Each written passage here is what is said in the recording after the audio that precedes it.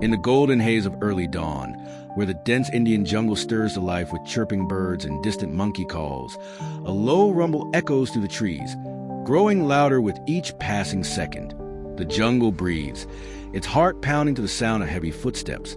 An elephant, immense and majestic, her ears flapping in distress, crashes through underbrush with alarming urgency. Her name is Lali, a matriarch known to the jungle's rangers. But today she is no serene guardian of the wild. Today, Lali trumpets with a desperation unlike anything heard before, her eyes wide, watery, filled with something deeper than fear. It is pleading. She barrels onto a dirt clearing, her massive form emerging from the mist, startling birds into the sky. Her trunk waves in erratic gestures, not a show of threat, but of communication, beckoning, asking, begging. Not far off, in a worn-down ranger station perched on a hill, Arjun, a seasoned forest ranger, sits with his morning tea, startled by the second, more urgent trumpet. He knows that call. He's heard it before in different tones, but never like this. Dropping his cup, he rushes to his jeep and tears down the gravel path, following the sound, the vibrations in his gut matching the rhythm of Lali's cry. Lali doesn't flee when the jeep approaches. She stands her ground, towering yet trembling, her body angled toward a thicket at the edge of the clearing. Arjun breaks and steps out slowly, sensing the gravity of her stillness. Her trunk swings low, touching the ground, then jerks toward the thicket. She trumpets again, loud, prolonged, mournful. Arjun takes a cautious step. She does not charge. She backs slightly, guiding him, her massive head turning, eyes locking with his, and in them he sees what can only be called pain. Not the pain of physical injury, but the ache of helplessness. He follows her gaze and then hears it.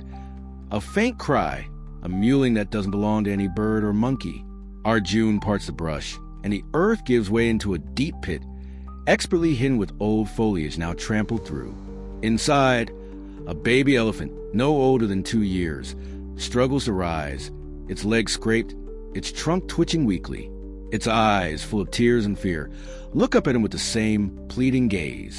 "Dear God," Arjun mutters, assessing the trap, clearly the work of poachers. Deep and narrow, slick with mud, the walls offer no escape. The calf tries to rise, slips, and cries again, this time answered immediately by the mother's pain bellow. She swings her trunk toward Arjun, then toward the pit, over and over. The message is clear. She cannot help her child, but she believes he can. Arjun, overwhelmed, radios the station, his voice shaking. "We've got a calf down. Bring ropes, harnesses, whatever you can. It's Lali's baby." Static crackles. "ETA," he demands. The reply is faint. 45 minutes. He turns back to Lali. She paces, circles the pit, never looking away from her calf. Every so often she trumpets again, but not to frighten, only to call. Her sounds are a song of despair and hope. Arjun kneels beside the pit, speaking softly to the calf. "We're going to get you out, little one. Hang in there." The baby's trunk reaches up, brushing his arm with surprising gentleness. Lali sees and quiets, watching. Minutes drag like hours.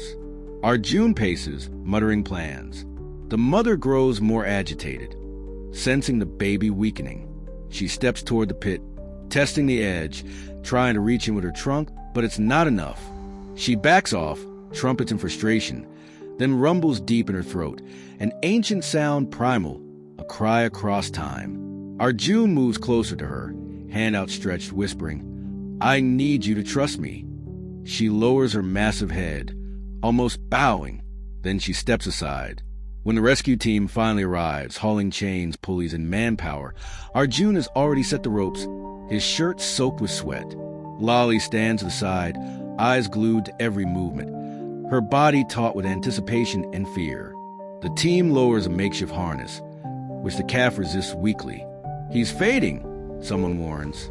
"We have to hurry," Lali bellows, and for a terrifying moment it seems she might charge, but Arjun raises his hand. "Lali, no, we're helping." And she stops, her great chest heaving. The ropes tighten. The men pull. The baby lifts an inch, then two, mud clinging to his legs. He cries again. Lali calls back, louder, deeper. The forest seems to hush, holding its breath. The calf rises further, slipping once, but the team adjusts. Arjun shouts, almost there. With one final heave, the calf is pulled from the pit and lands in a heap at the edge. Lali storms forward, knocking men aside in her rush. But she doesn't hurt anyone. She moves with urgency, not violence. She lowers her trunk to her calf, sniffing, stroking, touching every part of him. The baby lifts its head, weakly trumpets, and struggles to stand. The two lock eyes, and Lali releases a sound so soft it's almost a whisper. The calf, recognizing her, pushes against her trunk. A moment passes. Then, slowly he rises. The forest exhales. Lali turns toward Arjun. For a long moment she stares. Then, she steps closer, towering above him. He does not move. Her trunk rises, hovering near his chest. Then it touches him, once, twice, gently, before falling back. Without another sound, she nudges her calf and begins walking into forest, each step slow, deliberate, as if showing gratitude and movement. The baby follows, limping but alive. The team watches in stunned silence. Arjun wipes his brow, watching them disappear into green. He does not speak. He knows he has witnessed something sacred, an act not just of animal instinct, but maternal love, of communication that defied species, of trust earned without a word. Lali had not just begged, she had believed. And in that belief, she had saved her child. The jungle once again breathes,